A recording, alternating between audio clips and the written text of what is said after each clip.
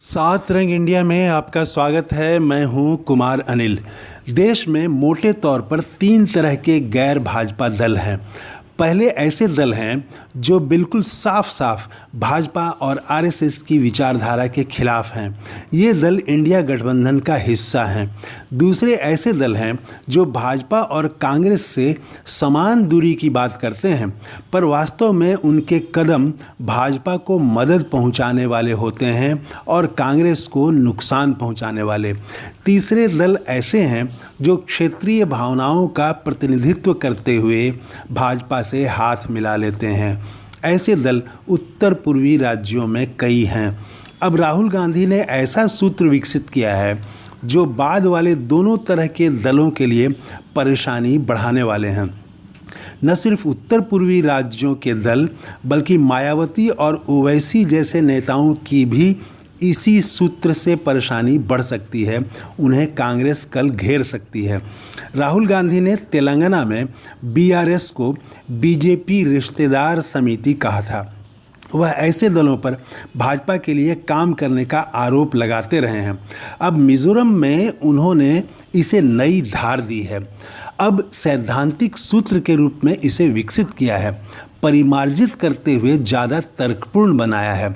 उन्होंने मिजोरम में Mizoram national front MNF को आरएसएस और भाजपा का एंट्री पॉइंट कहा। बताया कि जहां भाजपा खुद प्रवेश नहीं कर सकती वहां वह पार्टनर तैयार करती है और इन पार्टनरों को प्रवेश द्वार बनाकर उस समाज में अपने हिंदुत्व की राजनीति फैलाती है, बांटने की राजनीति ले जाती है। मिजोरम ईसाई बहुल प्रदेश है।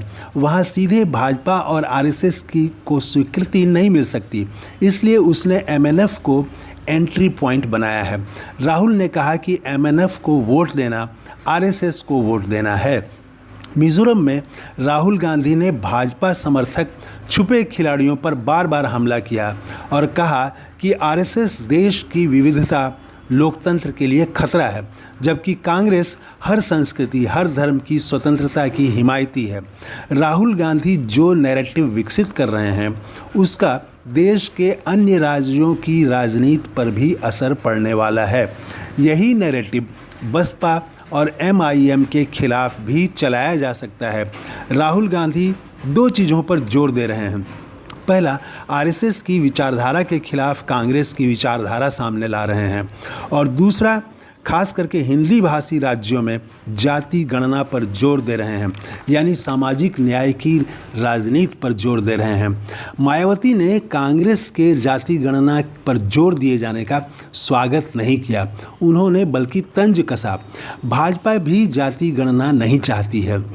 राहुल गांधी भाजपा और कांग्रेस से तथाकथित समान दूरी की राजनीति पर भी जल्द ही बोलेंगे।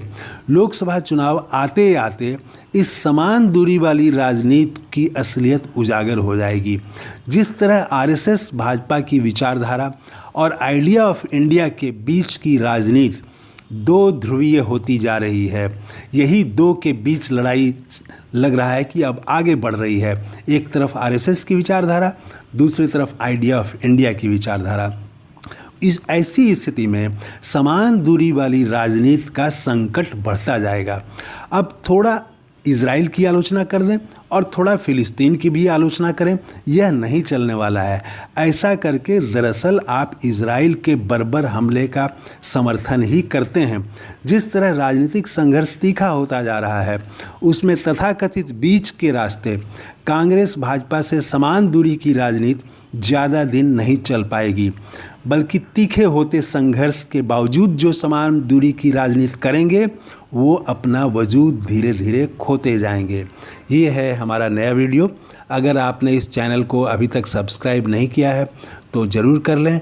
जय हिंद। Thank you. धन्यवाद।